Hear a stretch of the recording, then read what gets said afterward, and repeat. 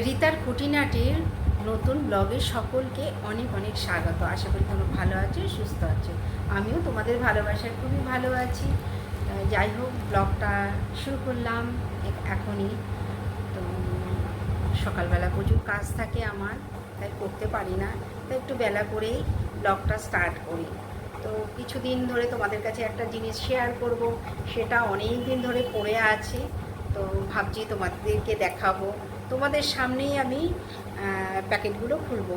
কিন্তু জানো তো, মেয়েদের স্বভাব মানে শাড়ির লোভ সামলাতে পারে না। তাই সেই কারণে দেখো, ফ্লিপকার্ট থেকে শাড়ি অর্ডার করেছি। তো সেটা আমি নিজেই আর ধৈর্য ধরলো না, খুলে ফেলেছি। তো তোমাদেরকে দেখাই শাড়িগুলো। তো কেমন হচ্ছে একটু তোমরা কমেন্ট করে জানিও, আর আমাকে ভালো লাগবে কিনা সেটাও বলো। দেখো, এই একটা শাড়ি, খুব একটা বেশি দাম নয়, তাও নিয়েছি। পছন্দ হলো, রঙগুলো খুব ভালো লাগলো, তাই আমি নিয়ে নিয়েছি। এটা একটা নিয়েছি, সব হ্যান্ডলুম শাড়ি। আর এই একটা,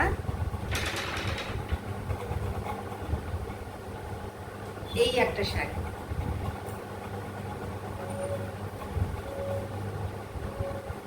শাড়ির রঙগুলো কেমন হয়েছে তোমরা কমেন্ট করে জানাবে কিন্তু, আর আমাকে বললে কেমন লাগবে সেটাও জানাবে। আমি খুব একটা শাড়ি পরি না, শাড়ি পরা হয় না, এত ব্যস্ততার মধ্যে থাকি।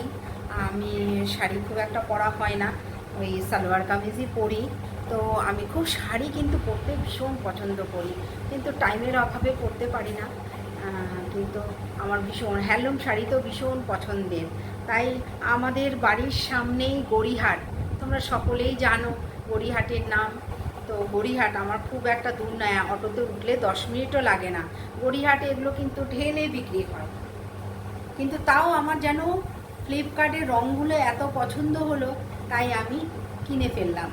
তো অর্ডার করেছি, অনেক দিন হয়েছে এসছে, কিন্তু আমি আর ব্যস্ততার কারণে আমি শাড়িগুলো আর তোমাদেরকে প্যাকেট থেকে খুলে আর দেখাতে পারলাম না। নিজে আগে খুলে দেখে নিয়েছি, তারপরে তোমাদেরকে দেখালাম। যাই হোক, এই শাড়ি, জামা কাপড় এগুলো নিয়ে অনেক ইতিহাস আছে।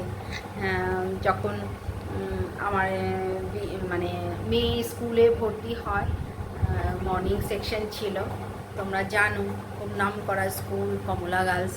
আমার মেয়ে ওখানে পড়তো। তো সব একসঙ্গে মারা যেতাম। তখন আমার না, জানো তো, সেরকম তখন শাড়ি বা সালোয়ার কামিজ ছিল না। প্রথম জীবনে সবারই ওই রকম হয়। প্রথম জীবনে সব তখন একটা স্ট্রাগেল চলে, ওপরে ওঠার একটা স্ট্রাগেল চলে। আমার হাজব্যান্ডেরও সেরকম ওই টাইমটা ইনকাম ছিল না, আমি জামা কাপড় সেরকম পরতে পারতাম না। এখন আমার কত শাড়ি, কত সালোয়ার কামিজ, কত জামা, অথচ সেই সময় আমি লোকের কাছে শুনতে হয়েছে আমাকে যে একই জামা পরে আসো তুমি, একই শাড়ি পরো। কিন্তু আমার সেরকম স্টক ছিল না। আর শ্বশুরবাড়ির ব্যাপার জানোই তো, মুখ ফুটে কিছু বলতেও পারতাম না যে আমাকে একটা শাড়ি কিনে দাও বা আমাকে সালোয়ার কামিজ কিনে দাও। সম্পূর্ণই শ্বশুরবাড়ির ব্যাপারটা ছিল। তারা হ্যাঁ বললে হ্যাঁ, না বললে না, ওইভাবেই আমাকে চলতে হতো।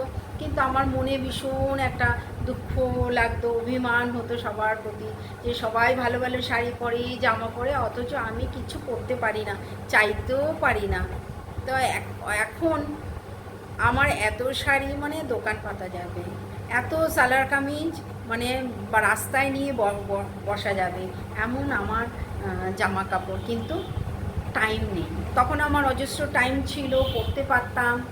মেয়ে তখন বাচ্চা ছোট, ঠিক আছে, কিন্তু এখন মেয়ে বড় হয়ে গেছে, চাকরি করছে, অথচ আমার এখন হাতে খুব কম সময়। আমার ইতিহাস বলতে গেলে অনেক বড় হয়ে যাবে ভিডিওটা, তোমাদের ধৈর্য থাকবে না। তাই আজকে ব্লগটা এখানেই শেষ করলাম।